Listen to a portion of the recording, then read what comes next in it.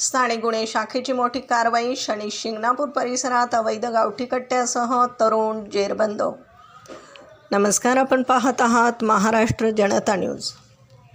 अहिल्यानगरमधून एक मोठी बातमी समोर येते. शनी शिंगणापूर परिसरात स्थानिक गुन्हे शाखेच्या पथकाने धडक कारवाई करत अवैध गावठी कट्ट्याची विक्री करण्यासाठी आलेल्या एका तरुणाला रंगेहात अटक केली आहे.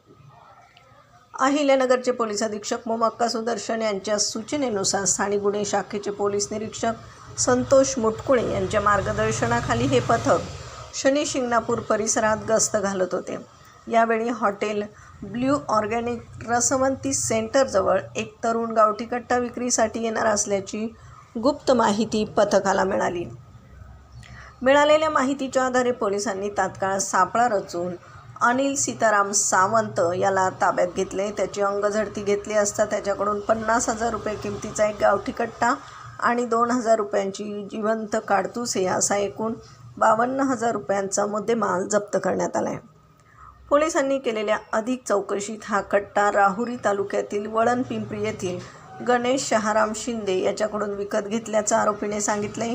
या प्रकरणी शनी शिंगणापूर पोलीस ठाण्यात आर्म ॲक्टनुसार गुन्हा दाखल करण्यात आला असून फरार आरोपी गणेश शिंदे याचा शोध सुरू आहे. प्रतिनिधीसह महाराष्ट्र जनता न्यूज, अहिल्यानगर.